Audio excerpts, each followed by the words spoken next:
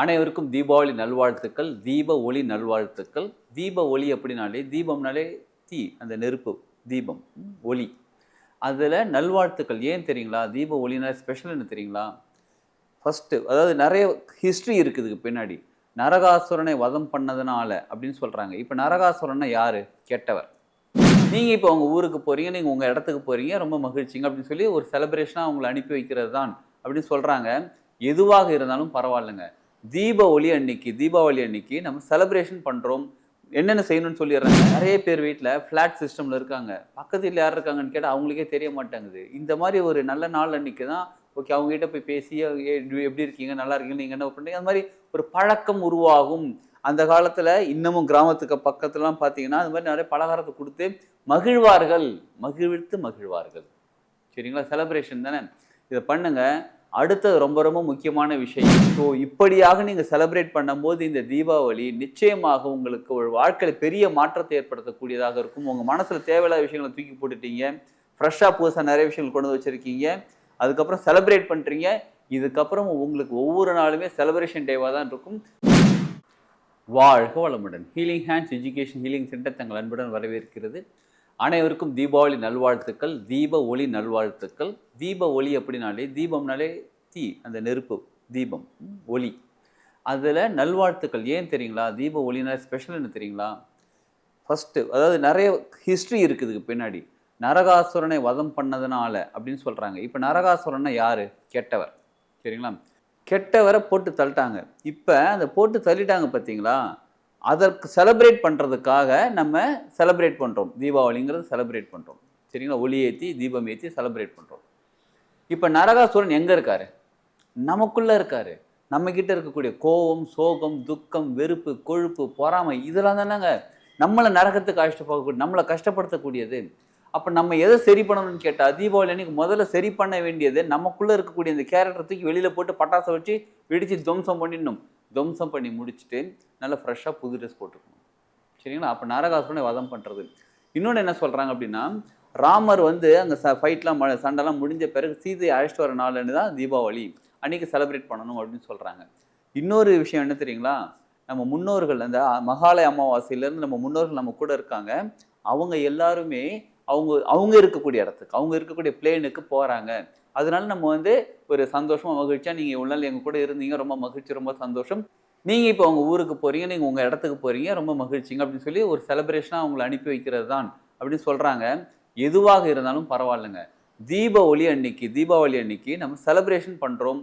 என்னென்ன செய்யணும்னு சொல்லிடுறாங்க. முதல்ல நீங்கள் நிச்சயமாக அன்றைக்கி புத்தாடை அணிய வேண்டும். ஸ்வீட்ஸ் நம்ம வீட்டில் செஞ்சாலே ரொம்ப சிறப்பு. ஸ்வீட்ஸு பலகாரங்கள் செஞ்சு வைக்கணும். நிச்சயமாக இதெல்லாம் வைக்கணும். அப்புறம் பட்டாசுங்கிறது ஒரு சிலர் சொல்கிறாங்க பணம் வேஸ்ட்டுன்னு சொல்கிறாங்க. ஒரு சிலர் சொல்கிறாங்க பட்டாசு வந்து நல்லது, ஏன்னா எத்தனையோ குடும்பங்கள் இதெல்லாம் வாழ்ந்துக்கிட்டு இருக்காங்கன்னு சொல்கிறாங்க. இதில் எப்படி இருந்தாலும் பரவாயில்ல, அட்லீஸ்ட் ஒரு சின்ன வெடியாவது வாங்கி நீங்கள் வெடிங்க. அதை வெடிக்கிறதுக்கான காரணம் என்ன தெரியுங்களா? நீங்கள் எப்படி தெரியுமா வெடிக்கணும்? ஒரு பட்டாசு வெடிக்கும் போது சும்மா திரிய வச்சு அப்படி, அது பேர் பட்டாசு இல்லைங்க. அந்த பட்டாசு வெடிக்கும் போது உங்கள் கிட்ட இருக்கக்கூடிய ஏதோ ஒரு கோவம்னு வச்சுக்கோங்களேன், அந்த கோவத்தை வந்து அந்த பட்டாசு மேலே வைக்கிறீங்க, திரிய வைக்கிற டமால் வெடிச்சிருச்சு. உங்கள் கோவம்லாம் வெளில போயிடுச்சு. உங்கள் சோகம் இந்த மாதிரி என்னென்ன இருக்கோ எல்லாத்தையும் போட்டு வெடி போட்டு டமால் பண்ணிடுறோம். அவ்வளோதான். இதுக்கப்புறம் அது கிடையாது. அந்த மனநிலையிலேருந்து பட்டாசு வெடிக்கணும். சரிங்களா? ஓகே, இதெல்லாம் சரி, ஓகே. முக்கியமாக செய்ய வேண்டிய விஷயங்கள் சொல்லிடுறாங்க. நார்மலாக எல்லாருமே எப்போ திரும்ப எண்ணெய் தேய்ச்சி குளிக்கணும்? சூரிய உதயம் வந்ததுக்கு அப்புறம் தான் நார்மலாக எண்ணெய் தேய்ச்சி குளிக்கணும். ஒரு காலையில் ஒரு 9-10 மணிக்குள்ள மேலே எண்ணெய் தேய்ச்சிட்டு ஒரு 12 மணிக்குள்ளே, மத்தியானம் 12 மணிக்குள்ளே குளிச்சிடணும்.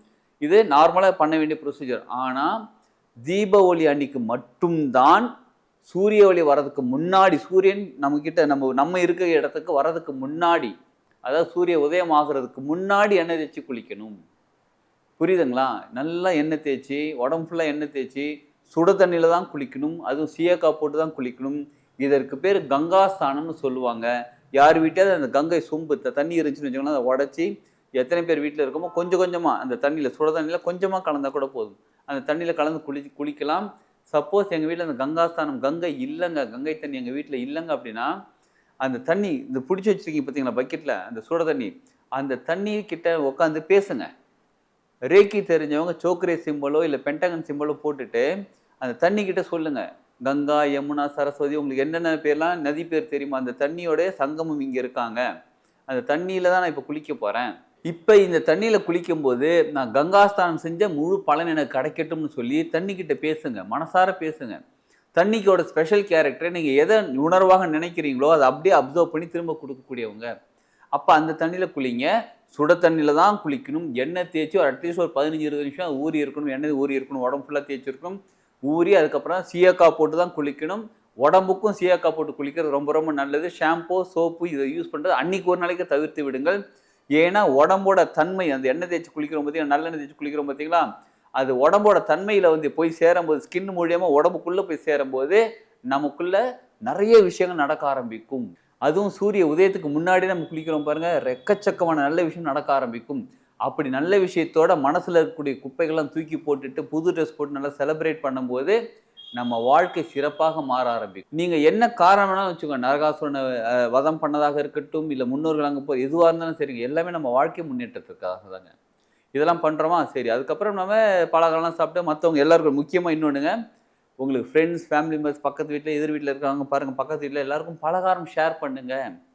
நிறைய பேர் வீட்டில் ஃப்ளாட் சிஸ்டமில் இருக்காங்க. பக்கத்து வீட்டில் யார் இருக்காங்கன்னு கேட்டால் அவங்களுக்கே தெரிய மாட்டேங்குது. இந்த மாதிரி ஒரு நல்ல நாள் அன்றைக்கி தான் ஓகே அவங்ககிட்ட போய் பேசி எப்படி இருக்கீங்க, நல்லா இருக்கீங்க, நீங்கள் என்ன பண்ணுறீங்க, அந்த மாதிரி ஒரு பழக்கம் உருவாகும். அந்த காலத்தில் இன்னமும் கிராமத்துக்கு பக்கத்துலாம் பார்த்தீங்கன்னா அது மாதிரி நிறைய பலகாரத்தை கொடுத்து மகிழ்வார்கள், மகிழ்வித்து மகிழ்வார்கள். சரிங்களா? செலிப்ரேஷன் தானே, இதை பண்ணுங்க. அடுத்தது ரொம்ப ரொம்ப முக்கியமான விஷயம், லக்ஷ்மி குபேர பூஜை ஈவினிங் 6 மணிக்கு பண்ணுங்க. நிறைய பேர் குழந்தைங்களாம் மத்தாப்பு வெடிக்கணும், பட்டாசு வெடிக்கலாம் சொல்லி வெளில போவாங்க, எல்லாம் ஓகே தான். ஆனால் லக்ஷ்மி குபேர பூஜை 6 மணிக்கு பண்ணுங்க. என்னங்க ஒரு மேக்ஸிமம் ஒரு 1/2 மணி நேரம் ஆக போகுது. 6லேருந்து ஒரு 6:30 மணி வரலும், ஒரு 5:45 ஸ்டார்ட் பண்ணி 6:15 6:30 ஓகேங்க. லக்ஷ்மி குபேர பூஜை பண்ணிவிட்டு மனசார பண்ணிவிட்டு அதுக்கப்புறமா நீங்கள் போய் பட்டாசு மத்தாப்பு கொளுத்தலாம் பண்ணுங்க. ஸோ இப்படியாக நீங்கள் செலிப்ரேட் பண்ணும்போது இந்த தீபாவளி நிச்சயமாக உங்களுக்கு ஒரு வாழ்க்கையில் பெரிய மாற்றத்தை ஏற்படுத்தக்கூடியதாக இருக்கும். உங்கள் மனசில் தேவையில்லாத விஷயங்களை தூக்கி போட்டுட்டீங்க, ஃப்ரெஷ்ஷாக புதுசாக நிறைய விஷயங்கள் கொண்டு வச்சுருக்கீங்க, அதுக்கப்புறம் செலிப்ரேட் பண்ணுறீங்க. இதுக்கப்புறம் உங்களுக்கு ஒவ்வொரு நாளுமே செலிப்ரேஷன் டேவாக தான் இருக்கும். உங்கள் பொருளாதாரம் சூப்பராக உயர ஆரம்பிக்கும், உங்கள் உடல் ஆரோக்கியம் சூப்பராக மாற ஆரம்பிக்கும், உங்கள் மன மகிழ்ச்சி சரியாக இருக்கும், உங்கள் உறவுகள் எல்லாமே உங்களுக்கு கூட சேர்ந்து எல்லாருமே நல்லா ஜாலியாக வாழ ஆரம்பிப்போம். அதனால் இந்த தீபாவளியை பயன்படுத்தி கொள்ளும், நம் வாழ்க்கையில் சிறப்பாக வாழ ஆரம்பிப்போம். அனைவருக்கும் தீபாவளி நல்வாழ்த்துக்கள். வாழ்க வளமுடன்.